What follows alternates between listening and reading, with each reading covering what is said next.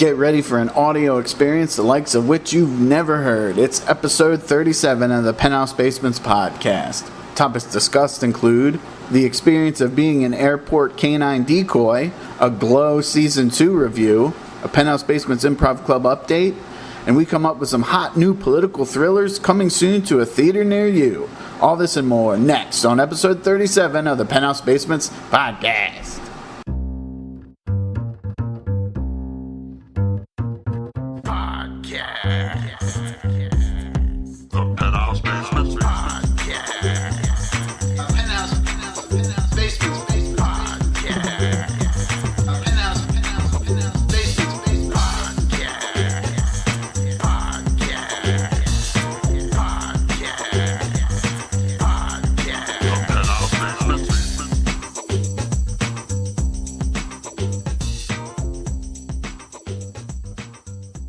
Hello, everybody, and welcome to episode 37 of the Penthouse Basements Podcast. It's been a long time, but we are back in your ear holes to do massive entertainment destruction. I am here with Dave, Pete, Zazie, and your fearless host, David Lamison. Let's jump right into the thick of things with everyone's favorite segment, What's Up, Yo? Pete! What's up, yo?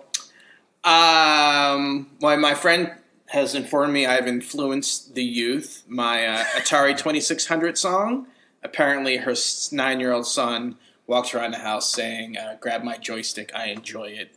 And she had to explain to him how that's not proper to say. Oh, no. So does she play your song very often? Yeah, because she was at the show and she recorded it on her phone and she showed it to him and he really liked it. And it's like, goes around like saying all those lines like all the time. What show was this? Give some background. At Dave's Pinch Variety show. Okay. Mm-hmm. That was... I don't think it was Pinch Variety Show. Yeah, this was Pinchers. Pinchers show. A Pinchers. It's a crab shack. I mean, I would not have recommended that anybody expose you to their children in any way. Right. Anyway. Oh, that restraining order's lifted. Yeah. It really wasn't. Honestly, it wasn't intended to be something sexual. But really, it wasn't. I didn't intend it to be. You said my joystick, I enjoy it. Grab my joystick, I enjoy it. Okay. Yeah, you're right. It's a joystick. Obvious it's like, double on it's time. not. It wasn't literally. It would be intended. grab a joystick, you'll enjoy it. Well, it's my joystick because it's my game. And why are you enjoying it? The game is I enjoy Atari 2600 so much, including watching other people play. Right. With your joystick. Yeah. Okay. The Atari 6900. Yes. Come on. So I'm happy I'm influencing the youth. I'm not. Stop saying I'm that. not, Pete. You stop saying influencing the youth. The youths. Zod is going to be investigating you soon. It's true. And Friday and Saturday, I will be Bridget, the Chelsea Lioness, for events revolved around the Chelsea-Liverpool game on Saturday. So both Friday and Saturday, I will be riding around with also the mascots from the Washington Nationals, all the presidents. I'll be playing in an Olympic-style game with them on Friday and partying on a party bus with them. Don't get caught up in a doping scandal. Right. So you'll be wearing a full-body furry suit? Yep. And that suit is in the shape of a lioness? Mm-hmm. What is the event? It's for Saturday is the Chelsea-Liverpool It's for game. some Japanese businessmen that are coming. He's influencing the youths. It has to do with Okay. it. Yes, there'll be a whole lot of children around. I hope that people keep bringing Keep your their children joystick to yourself. So how will you embody the character of this lioness? A lot of dancing. Like lady dancing. Lady lion dancing? I'll do some old lady dances like the Cabbage Patch, the WAP, Watch a lot of Golden Girls. Running Man. Have you been inside a character like that before? Yeah, I was a children's costume performer for a whole year. So I was Dora the Explorer, Minnie Mouse. One whole year. Yeah. Mickey Mouse. So, I know the ins and outs. Did you make kids cry often? Shouldn't have to think about that. No, usually like they were like Not intentionally. Yeah. super excited. It was almost like an overdose of like love, like directed towards me. It was like a really bizarre experience. Oh, Pete, you deserve it. Oh, thank you. Don't be afraid. This is But I great. think I made one kid cry. Occasionally, like they would have parties for kids that were like too young, like 1. And occasionally they would get like freaked out and didn't know what was going on. So not to make this about me, but as I like to do, when I used to work at Claire's accessory store, piercing ears, we couldn't say no if the kid was over 2. We could refuse if they were newborns, but and I still think about like kids who are gonna like have some weird trauma flashback when they see me of like, that's that woman who pierced my ear and I didn't even want it. Wow. Anyway. Wow. So that's almost as traumatic as a kid seeing Pete in a full-length furry suit. But they'll never recognize you. Right. But you're not performing alone. I will be performing with here's the interesting part, a male lion, but there will be a woman inside the male lion's costume. So progressive. Yeah. And I guess we're supposed to be husband and wife or boyfriend and girlfriend, so maybe we'll be making out or doing some type of... Maybe that can be like the grand finale of the day she would propose to you. Oh, yeah. That would work out a routine or something. I like that. Which bathroom will you use? Ooh, that's a good question. I don't know. Probably inside the costume. As usual. Diapers will be provided and the costumes will be hosed out at the end of the night. And I'll have a handler assigned to me to like... Which is not as sexy as it sounds. Yeah. Chelsea. So it's going to be, 10 hours on Friday and like 9 hours on Saturday. So it's going to be pretty grueling, I imagine. How did you get connected to that? Through a DC Indie Improv Facebook post. People post like little jobs like that all the time. That's how I got that other job working with Tony Robbins. DC Indie Improv. Yes. Peas and carrots. I'm gonna look that up. It's got to be better than what I'm doing now. It's got to be better. All right, Pete, we'll be looking for you and your furry fantasies this week. And I think we'll be on NBC on Saturday. If you're up at 6 a.m, you can watch me. Not happening. I think part of it's going to be live. Okay, I kind of want to see it. You can DVR it. Try to get somebody to record it, Pete. Oh, yeah. Do you get to keep the costume? No. Do you have to pay to clean the costume? No. Okay. Like Will they clean it in advance? Ooh, I hope so. Or in between days, too. I hope so. It's your bedbug experience. That would so suck. Pete, we're going to have to let you know this costume was infested with silverfish. Not really sure why, but here you go. Also, if listeners haven't listened to Pete's Atari 3000 song, you should listen to it immediately. 2600. Parental warning, but you should listen to it. It's so good. Yes. Well, I think I made the mistake of changing my name on Reverb Nation. So it's P2 now instead of Pete Pinocchi. Changing your name. So what are you? You've got your rapper name P2. You've got your actual name, and then P Squared Productions. Right. You got P going all over the place. I do. Full of P. All righty, that's great. Look out for that. Next, Zazie. What's up, yo? I got a good one. Yeah. For once. No, I mean in general, not just you. We're begging for good news lately. Well, now I feel like I need to do Dave's show, but I'm not going to. Oh, It was awesome, though. thank you. No, I recently got back, as in Sunday, from Colorado, where I crossed off my bucket list going to see a show at Red Rocks Amphitheater. So I'd already been to the Gorge in Washington State, and those are supposed to be the two sort of most legendary natural amphitheaters and music venues in the country. It was gorgeous. The show was awesome. Who did you see? Green Sky Bluegrass. Oh. Are they a jam band? String cheese incident. They're like, it's like a hard rock bluegrass child, and then they jam out sometimes too. Oh, It's okay. good. My dad flew in for it. My cousins came down. My best friend from high school. Wow. My dad ate marijuana for the first time. That doesn't sound right. Did he enjoy it? He did. I asked him, I was like, can you feel it? Because it was only him and I that ate it. Uh-huh. And he was like, I am definitely on drugs. It was awesome. That's a very dad thing to say. The rolling papers are what really tastes funny. Yeah.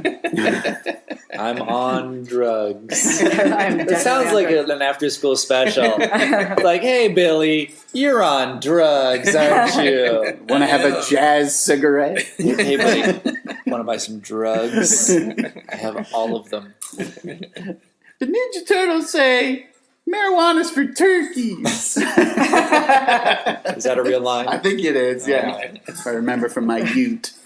So, go on. David and I were watching this YouTube show, a very special episode recently. Mm-hmm. There's this great episode of when they're thinking about doing cocaine on growing pains.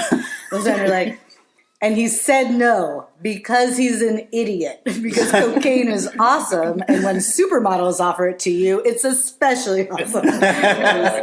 I'm not doing it justice, but I highly recommend the Growing Pains very special episode. Any of them, really. There's one about the Different Strokes episode where Dudley gets molested by the guy that runs the bike shop. I remember that. Whoa. Yeah. What you talking about, David?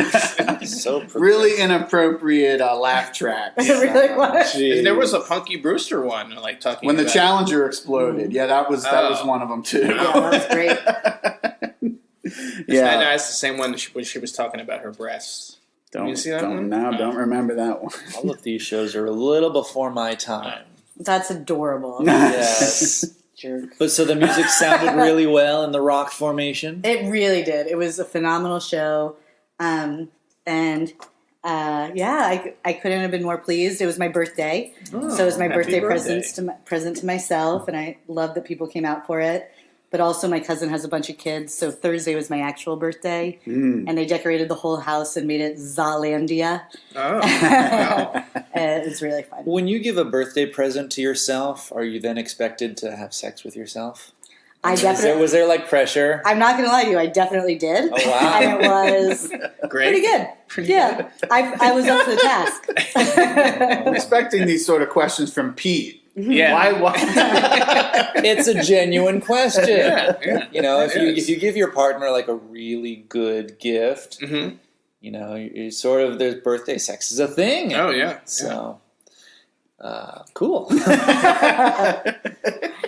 Alrighty, and we're back. Dave, what's up, yo? Well, in addition to hosting a charity variety show last night that raised almost $500 for Whitman Walker Health, this morning I got up bright and early. I was at the airport by 7:30 a.m. where I spent the day as a canine decoy, which is something that federal employees can volunteer to do, where they plant somewhere under your clothes fake explosives or fake drugs, and it's your job to like wander through the pre-security part of the airport, and the dog's supposed to hit on you. Uh-huh. Not, you know what I mean? Not like You not come like, around here much. not flirt with you, but like. Swipe right. Does it hurt? Well, so this, I mean, I was there with two of my coworkers. So they're giving you real drugs. They put like part of fake explosives on one of us. Not like the entire explosive because then it could explode. But like, just basically the chemical that they're sniffing. Yeah. Here, hold this stick of dynamite. Right. And so they made us into like a family unit. Oh. I was the son. Which and is my not two- an Atari joystick. Right. My two coworkers were the parents, and so I had to like push one of them around in a wheelchair. He's got, That sounds fun. explosive elements strapped to his leg, and the dogs did great. Nice. So, but TSA doesn't know this is happening.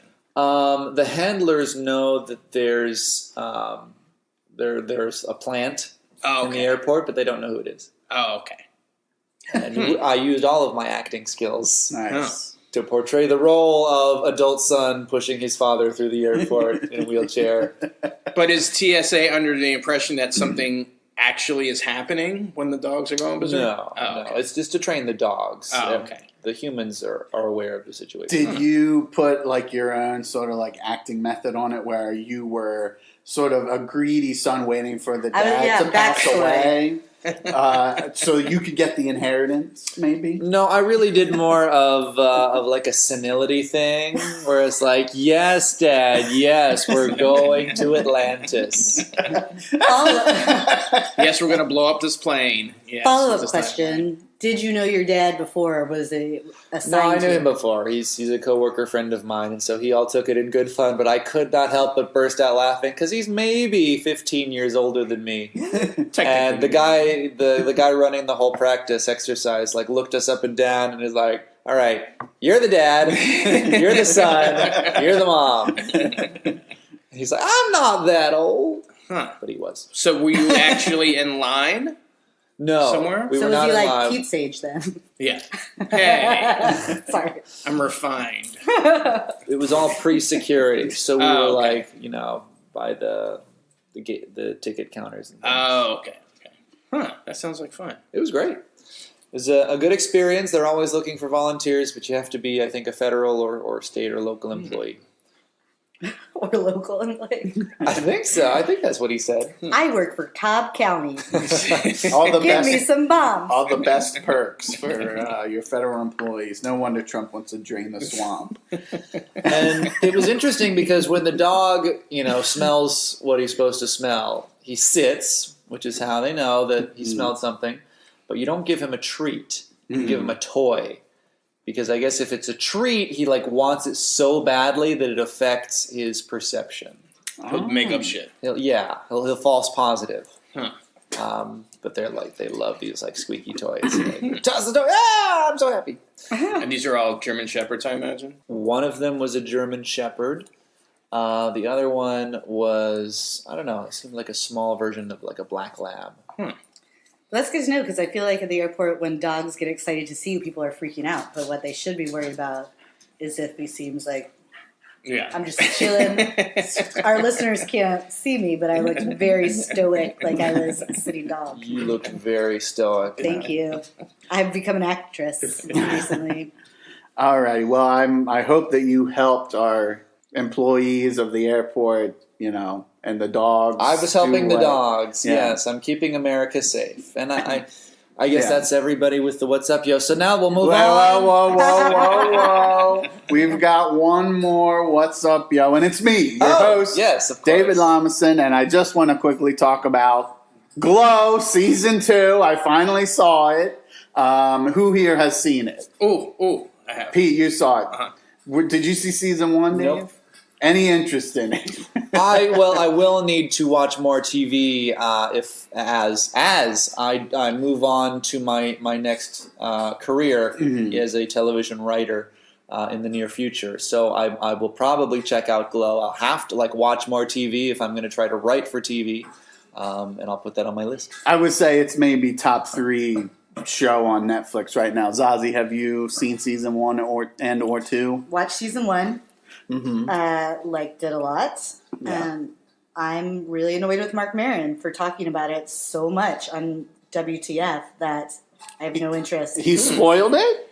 He hasn't done many spoilers. He's done a little bit of spoilers, but I feel like I've heard about Glow so much I'm getting a little bit jaded to it. Well, he has waited 55 years to get. I mean, this is clearly the best thing he's ever done. Oh, yeah. No question. Even including the podcast. He's the creator? No, he's just in it. He plays a surly director. Okay.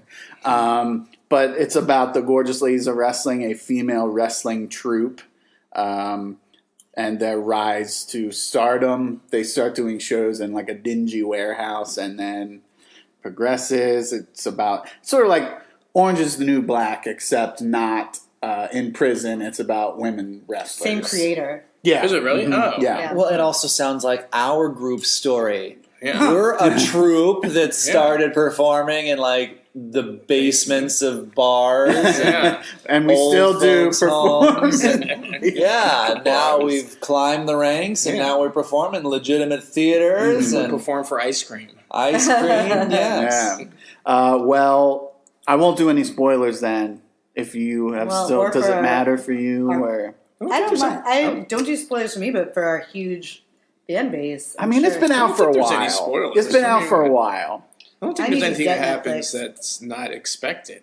I will. Okay, I will say it's been out for long enough. Are there that- any more abortions? There's 7. There's no way to talk about the 3 actresses. people died, That wasn't. not including the abortion. Listen, it's really good. Season 2 is a lot better than the first season. So if you saw season 1 and you were lukewarm, I would say after season 2, you got to put that temperature all the way up to the boiling point, baby, because it is so good. It's so much better. And it ends on a genuine, like, I don't want to say cliffhanger, but hopeful, like you want to see what happens next season. Yeah, and it is coming. They've already confirmed really? it. Yeah, they've already confirmed it. So well, they need that now that House of Cards is ending. Mm-hmm. Though Kevin Spacey could come back. Yeah. Can I do David for a minute? No. I don't think that would ever happen. I don't think that would ever happen.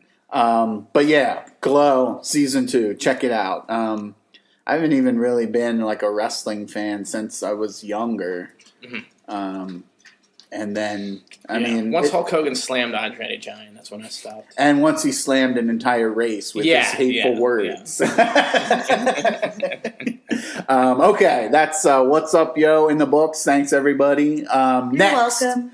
Yeah, thank you for being so polite. And we're back! Okay, next segment. We're going to do a quick Penthouse Basements update. Just had a show. In beautiful Silver Spring, the Seattle of the East Coast. Yes.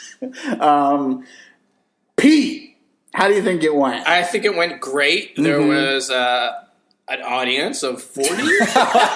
Whoa. Just having an audience is great. An audience of 40, not the worst. I think. And a lot of them were tweens. Yeah, we had a lot of kids. youths. A lot of youths in Were the they audience. tweens? I There guess were they some, were. yeah. I would say younger. Some of them were teenager, maybe tweeners, maybe younger. Some of them maybe couldn't form speech patterns properly yet. But they were that young. Yes. I think these were all kids who participated in some sort of theater program at this theater and like their parents. So everybody there was invested and happy to be at this. This is not something that anybody was dragged to. Right. Except maybe some of the parents. We could have literally done anything. Yeah. And they would have been happy. So. In the very first scene, I went from sitting in a chair to on all fours in 2 seconds, and the kids just burst out laughing. The amount of laughter was it was crazy. Yeah. Especially when y'all did Whose Line. I've never heard laughter it almost sounds like fake canned laughter. It's so. I mean, it was so loud it distorted the speaker and the camera. It was oh yeah.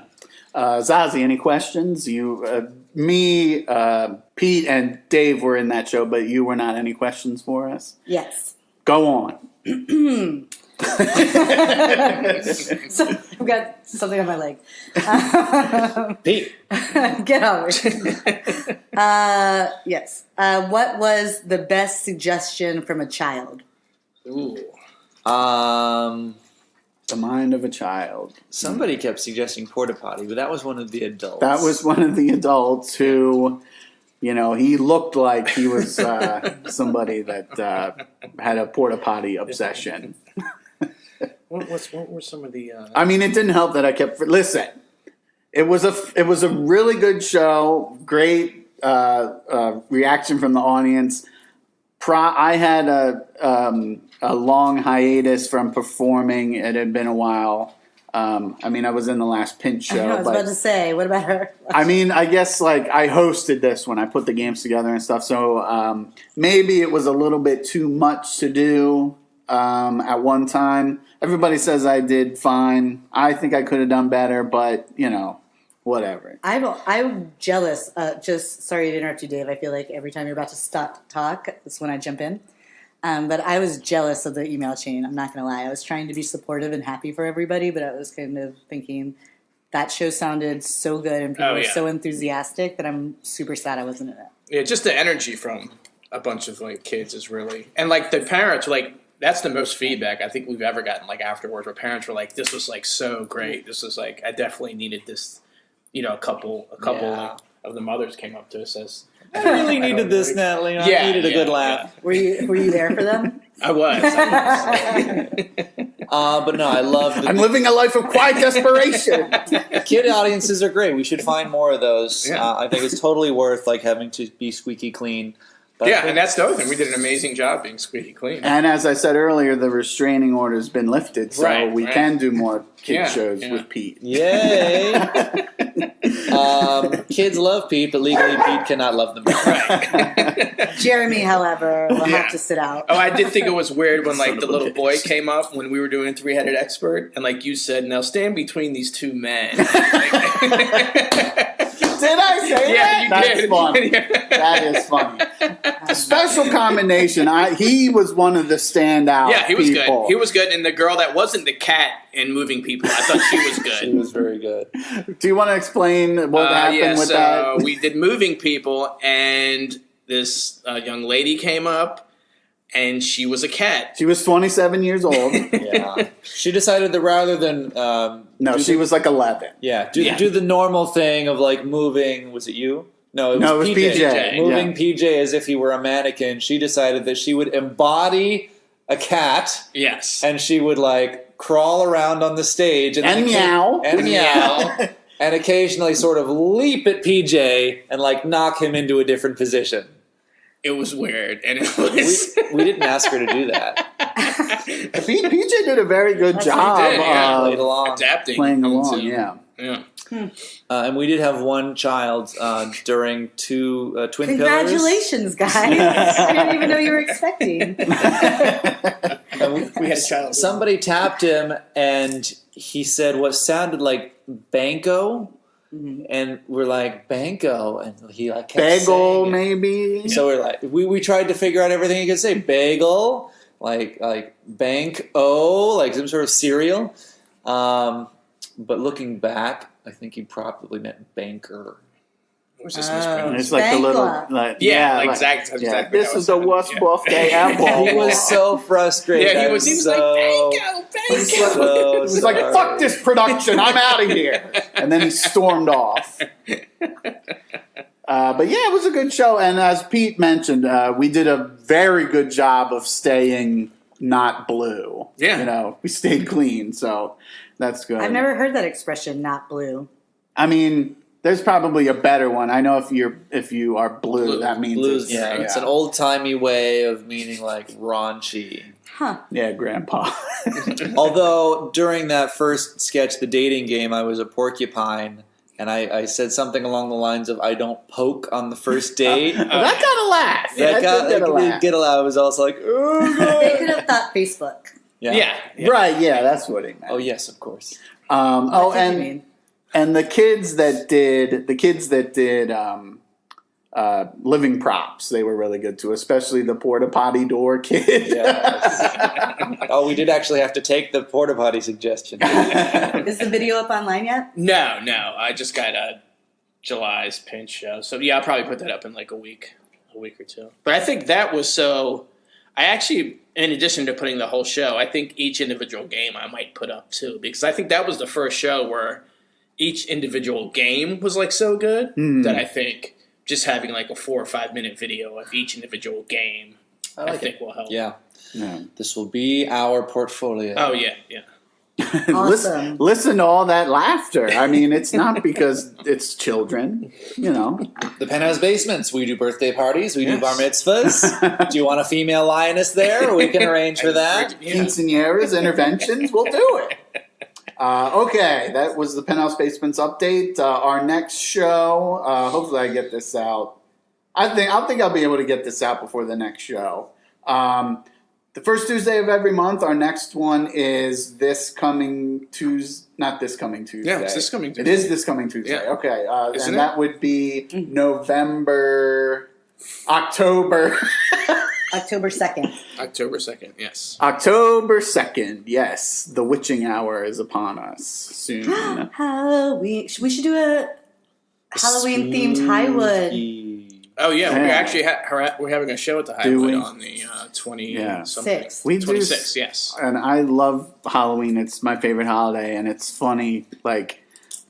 We rarely we record this podcast so spottily, and I always want to do a Halloween episode. Yeah. But it's too early. But then we won't do another podcast till fucking December. So should we do the show at Highwood in costumes? That's what I was getting at, yo. Oh, yeah, I like that idea. Or we could bring costumes and improv around them. Yeah, I like that. It's your favorite holiday. We might be on the road during Halloween. It could be, yeah. You're all going to be gone then? Possibly. That's what I hear. That's the sacrifice I make for my friends. Wow. I feel You're going to be gone the 22nd? That early? 26. No. 26? Halloween is the 31st. I mean, Halloween. Oh, okay. And this is all going to get cut anyway, so it doesn't matter. Y'all need to do On the Road podcast. We did, something similar. Remember that episode that we did when we drove to that show in Columbia? Just have to do it very carefully, otherwise. Dave, what's up, yo? Truck! Maybe you could plan your trip around being somewhere pretty freaking amazing on Halloween. Yeah. Or do you need to be at the destination? I think we'll be around Dallas. So, no, we're amazing.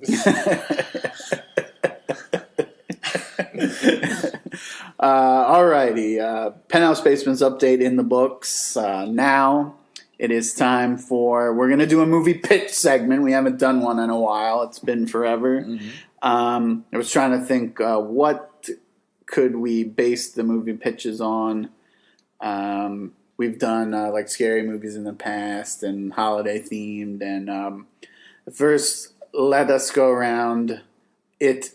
A lot of crazy political stuff happening. We don't want to get too into politics. It's a cauldron of oil, just bubbling over when it comes to emotions with politics nowadays. But political thriller is a genre of film. I guess it would be a subgenre in the thriller category. Anyone here at the table have a favorite political thriller? Manchurian Candidate. The original version. Give us a quick synopsis. I don't know if I've seen So, The that. Manchurian Candidate stars Frank Sinatra and Angela Lansbury.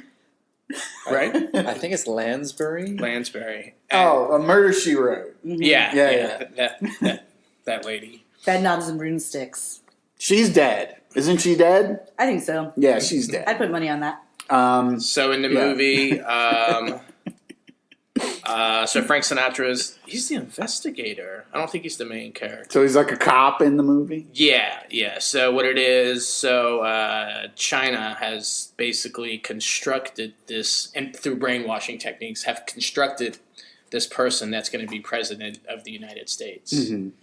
And so his mother is basically in charge of like keeping him in line, like during the whole. And there's this weird, could be an incest type thing going on. What year was this made? 68, 69. And it was remade with Denzel Washington. As the mother? No, yeah. He's got range. One of our finest actors. But with a little, I think a little different. It wasn't nearly as good. This was, of its time, like late 60s, and, kind of like all those movies that came out around then. And it was, and someone has to, I think someone tries to shoot him, like, at the end. Mm-hmm. And I forget whether she jumps in front of the bullet or whatever. But yeah, it's definitely one of my favorite political thrillers. Oh, I thought of one. Go on, Dave. That's very Enemy good. of the State. Does that count as a political thriller? I mean, it's got state in the title. It's like the government is against this one guy. Yeah. No, it doesn't sound like a political thriller. No, it does. Go on. Is it Will Smith? Who's in that one? I think it's Will Smith. Oh, I thought you were talking about the sketch show, and I was like, No, Enemy of the State with. No, that's just called The State. It's like that's all I heard. I wasn't Will Smith is a labor lawyer who inadvertently gets a video of a senator killing like another senator, and he has to he's getting chased by the killing senators, like all the political resources, all the staff, like satellites and trucks, and he somehow finds Gene Hackman, who's this sort of underground, who's an underground guy who's sort of got fallen off the radar. He's an expert at like hiding your identity and hiding your movements, and they have to escape like a vastly overpowering government force that's trying to hunt them down and kill them because they know too much. Yeah. Was that Will Smith? Yes, Will Smith, Gene Hackman, John Voight, and Lisa Bonet. Ooh. John Voight, I believe, was the senator or politician in question. Lisa Bonet. It also had Seth Green as like the technician in the truck. Oh, nice. Yeah. And Seth Jake Green, Busey, which is that Gary Busey's son? Maybe. Does it look like him? Yes. Yeah, I mean, he was probably a little kid when that came out. Oh, Barry Pepper, nice. This is good podcasting right here. Yeah. We're looking at the... Oh, and Jason Lee was in it also. not related to Bruce Lee. Oh, and Jack Black was in it also. You should see this movie, and I should see the original Manchurian Candidate. Pete typed Enemy of the State into Google so we could confirm if Will Smith was in it, and it's a cavalcade of stars you know. And Will Smith is just finished jumping out of an airplane on a parachute to celebrate his 50th birthday today. He should wear the parachute. He will probably die. 50 years old. He's older than me. There you go. There you go, sport. We were just teasing you. Yeah. We were just joshing you, Pete. Zazie, political thrillers. What's a favorite? Well, I was actually just on Googling political thrillers to make sure I was in the right genre. I was thinking like some John Grisham business, but that's more like I think that would count. A Few Good Men would be that more like lawyerly. No, that's good. This is to do with the army, politics, I call that a maybe. courtroom drama. Yeah, I think you're right. Did you see the first season of House of Cards? I thought of saying that. Yeah, it was pretty Yeah. good, but I wouldn't say it's my favorite. Okay, so what's your favorite? But considering I can't think of anything else, it's from. I mean, Dave. I loved that movie. Oh, yeah. And thriller in that was the other president going to come back to life. That was a comedy, wasn't They it? were it was a rom-com with which A rom-com I think thriller. Wait, was it with Annette Bening? Because then she was the president's fake wife. No, it was Sigourney Weaver. Oh, Ripley. She was the one with Michael Douglas. It was a rom-com, but I think they did try to take him out at some point. So it got a little thrilling. You also have The American President, which inspired The West one with Wing. Annette Bening. That one has Annette Bening, and it has Michael Douglas as the president. But I'm not sure how would you define a thriller? Like, does there have to be like violence or tension? Twist. What about being thrilled by the romance and hilarity? Sure. Espionage and war. Beauty is in the eye of the beholder, and thrillingness is in the loins of the beholder. And if you are thrilled by the film that you see up on the big screen, I would say that it's a thriller. What if I'm thrilled by like parliamentary order, and so Episode 1, The Phantom Menace, is my favorite political thriller? Or Mr. Smith Goes to Washington. or if Star Wars Episode 2, Attack of the Clones, just people sitting around conference tables talking about thrilling adventures they've come back from. I was thinking more, I would say the quintessential political thriller would be like Hunt for Red October or something like that. Or Patriot Games, Clear and Present Danger, that sort of thing. Harrison Ford. I literally haven't seen a single movie you guys have mentioned so far. No Way Out. That was a good one. Have you seen that with Kevin Costner? No. No. Kevin Costner and Gene Hackman, though Gene Hackman's been in everything. I love Gene Hackman. What's that one about? He is a Russian agent. Gene Hackman? No. Kevin Costner. Kevin Costner. There's like this infamous, supposed to be this Russian mole that people just think is like a fairy tale at this point. But it turns out in the end, it's actually Kevin Costner. Cool. It's sort of like a Usual Suspects type situation we got going on here. Nice. Would Man in the High Castle count? Or is that too sci-fi? The Amazon series. I haven't seen it. I loved it. I bought the book, but then never read it. Yeah, the book is very small, and because we started watching it, and maybe we got about 7 episodes in, and it was starting to get a little Like the characters were making some like dumb decisions, and we were like, might be getting near the end of the book, maybe. Like my favorite action movie is The Rock. And I think there's like some political thrilling toward the end of that where the president has to decide whether to like missile the island. Yeah. It's like, do I do it? Do I not do it? This is the hardest. It's like staring out the window. Yeah. This is the hardest decision as a president I've ever had to make. Launch the missiles.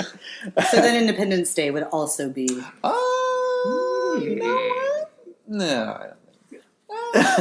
No, I think so. So, like normal political thrillers, you're against an alien country sort of foreign, but in Independence Day, we are against an alien threat. So, I would say it's interplanetary, but it's an alien threat. And Bill Pullman is pulling some decision making. He's pulling, man. He is. Okay, so the reason why I bring this up to try to get those creative juices flowing, we're going to come up with some movie pitches for political thrillers. So I've already got one, but I don't want to go first because it's really good. So, it's dynamite. And okay. Who wants to go first? Anybody? Pete, you want to go first? I'll go second. You're going to go second. Dave, you got any ideas for political thrillers? Okay, so I'm going to have to ad-lib We can spitball one if you want. We can help. Okay. We'll help you spitball I actually really like that as the title for my movie. Political thriller.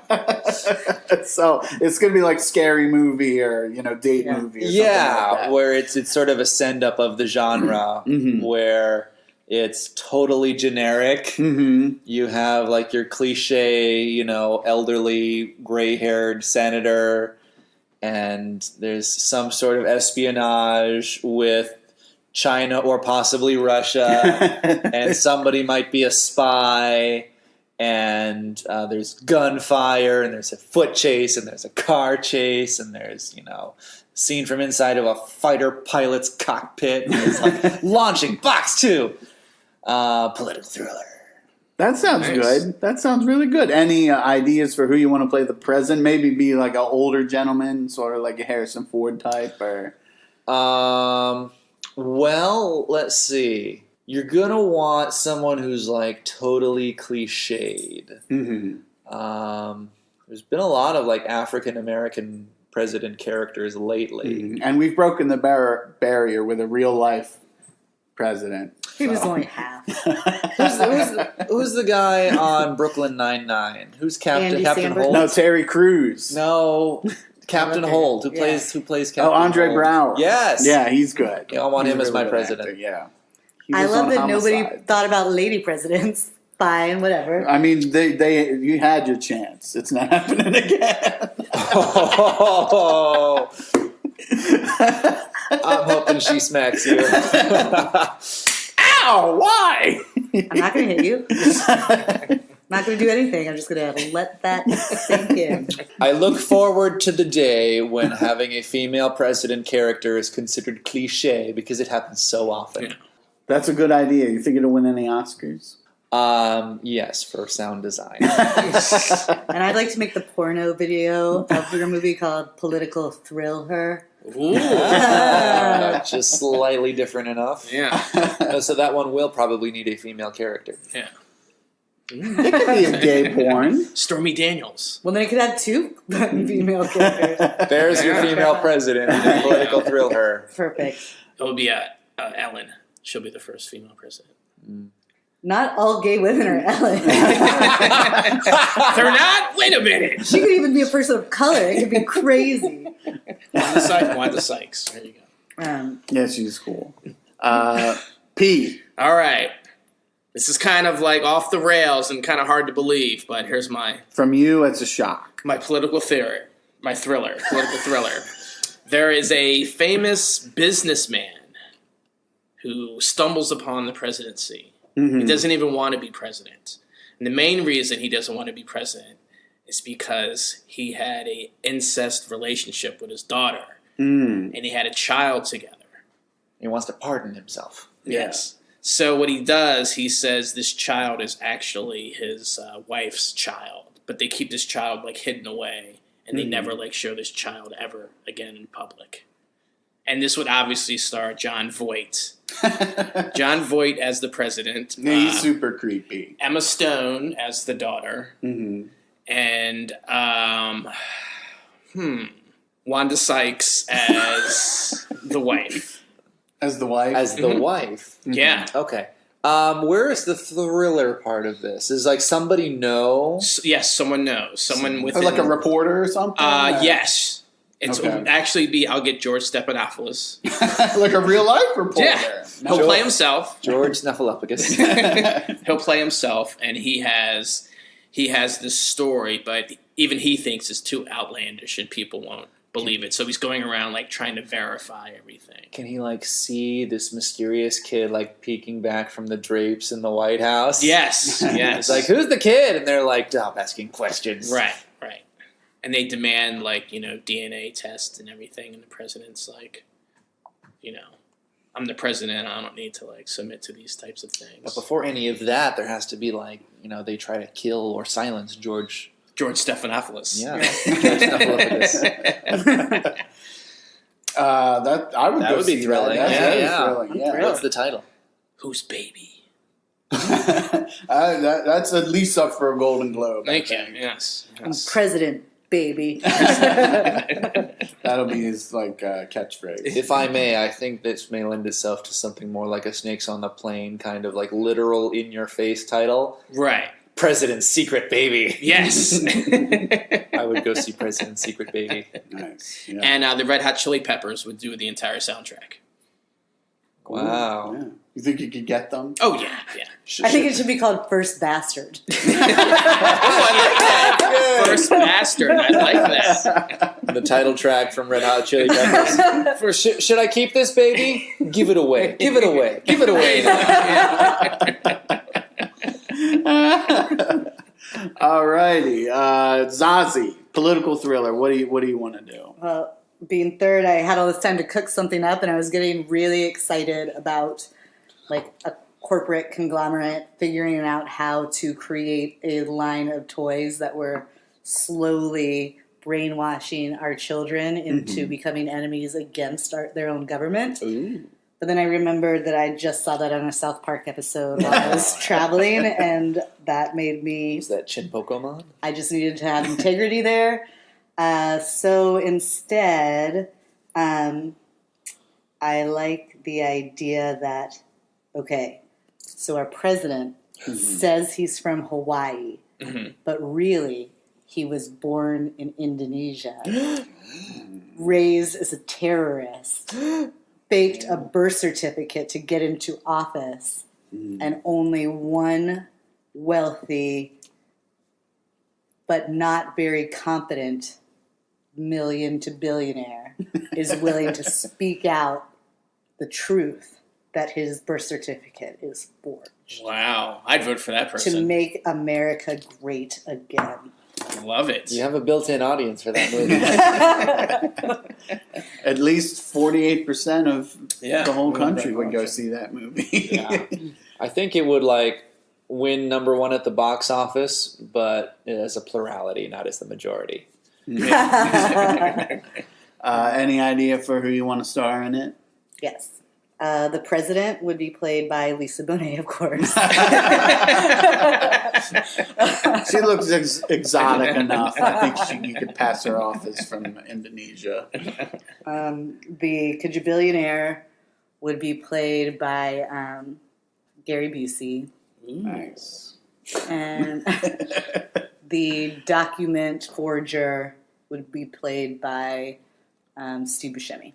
Ooh. Nice. Sort of like a under the radar, like a creepy character, but he knows his stuff, but he's got an edge to him. Yeah. I think, that's a good idea. Good casting. I don't know where you guys are finding these ideas. So inspired. Okay, that's a really good idea. That's going to win a couple of Golden Globes. And what's the title? Make America Dead Again. I can see it just one word, Entrapment. Screwed. No. It sounds like Manchurian Candidate 2 almost. Yeah. Similar premise. So gotta watch my Manchurian Candidate 2 subtitle. Candid Death. There you go. I'm clearly going to interrupt somebody mid-sentence halfway through this podcast with the name I come up with. Well, I might steal Candid Death then for my title because it sort of makes a little more sense because mine is going to take place during a funeral. No, but there's going to be plenty of funerals because there's going to be action-packed. Many bodies will be flying all over the place. Ooh. So this is sort of like a Speed meets, I don't know, the lead up to a presidential race or like a presidential race. So the president will be played by Channing Tatum. So he is going to be, he's already been the president for 4 years and he's beloved. You know, everybody loves him. He's, you know, a war hero. We'll say he was like a Navy SEAL. He was in SEAL Team 6, so he helped kill Osama bin Laden. Yes. Like he's one of the most beloved presidents ever. He like won in a landslide. And I guess to appeal to people, like he's more of like a moderate, like he's not like a weird greasy racist like Trump, but he's not, you know, like he's not, you know, a progressive like Bernie Sanders or He's whatever. a centrist. Yeah. Which is why this is fiction. Go on. Right. So, but he's, you know, just so charismatic Yes. and, you know, war hero. So, you know, everybody can get behind him. But during his presidential run, the campaign bus can't go below 50 miles an hour. something similar to that. Osama's minions have been planning revenge, and while he's on the campaign trail, some of his SEAL Team 6 comrades have been getting like picked off one by one, and Channing is like, "What the hell is going on? Why is this happening? I gotta figure out what is the cause of this." And it's sort of like political intrigue of where they like peel back the onion of, oh no, it's Osama bin Laden's like right-hand man and like his brother or something, or like back for revenge. And President Channing Tatum, we'll just call him that. He'll have his name. It'll be the same name, I guess. PTC. Or like Dirk Johnson or something. Like a tough, rough name. No, that's a porn star. No. And while he's on the campaign trail, all this is happening. So he's got to... It's sort of like a slam dunk landslide. Like there's really nobody that's like against him, but you can't really like slip up because you don't want to lose the presidency. Right. But you know he's got to worry about all this other stuff that's happening. Like his comrades are getting picked off. So it all culminates. He has like a political bus. Or would it be like a bus or like an RV? What do they go around in? It'd be more like a bus. It usually has a toilet, but it's still a bus. Yeah. Buses can have toilets. So he's going to do a big campaign trail stop, a whistle stop tour. He's going to go from California to D.C. right when the election is done. And he wants to try to make that his big like final plea to win the election. But terrorists attack the bus while it's going, and a speed situation happens where like the bus can't stop or it'll blow up, and Channing Tatum's wife is on there and his children are on there, but the terrorists keep attacking. Like they grab onto the bus like Terminator 2 style, and they're like grappling hooking on there, and it's like action packed because he's like fighting them off, but he's got to worry about like his campaign manager, and it'll be played by, I don't know, Danny Glover will be there. Of course. That'll be his campaign manager.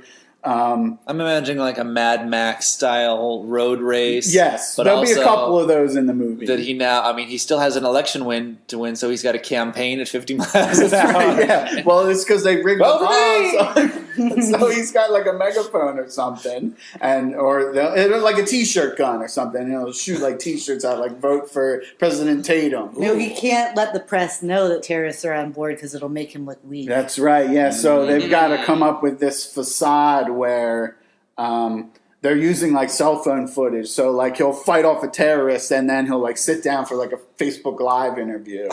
Wow. And what was the title that you had come? Candid Death. So I was thinking The one you came up with and thought was hilarious to me. Right. Candid Death. That's the funniest is when Dave comes up with it for me. It's when I'm the most hilarious. Candid Death or Death Force One.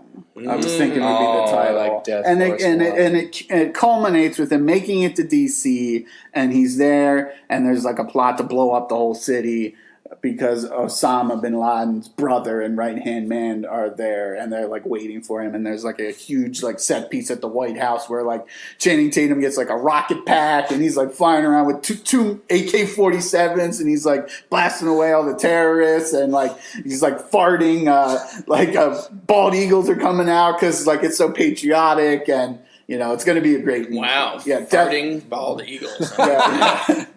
So Death Force 1, I think, would be the better of the two titles. Now I know how bald eagles are made.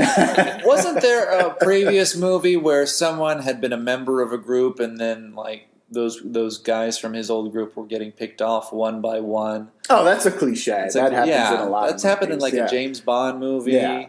Okay. So that's happened in a ton of. I'm sure that's happened in like a Vietnam War movie too, where like Agatha Christie novels. Yeah, yeah, it goes all the way back to that. So yeah, Death Force 1 and the Bible. But you will have people complaining because it's called Air Force 1 because it's part of the Air Force. Yeah, what's the Death Force? Because is this a new branch of the military? No, I mean, it's a one-man military. Oh, President Channing Tatum, and we'll get like a popular actress to play his wife. Probably Wanda Sykes. Jessica Chastain. Who is the female lead in Jurassic World? Ron Howard's daughter. Dallas Howard? Yeah, Bryce Dallas Howard. Yeah, there we go. I'm quite fond of her. She'll play Mrs. Tatum. So there we go. Death Force 1. Do you think that'll win at least one Oscar? I think so. Okay, that's our political thriller movie pitch segment. I hope that any producers that are listening are on the edge of their seats, and they're going to contact the Penthouse Basements to produce one of those, and then we'll be on Easy Street. Yes. Swimming in millions. Okay, this has been episode 37 of the Penthouse Basements Podcast. I want to thank, I've been here with... White House Lies. Impeach. This is Dave. Pete. Zazie. And your fearless host, David Lamason. Thanks for listening, and sayonara.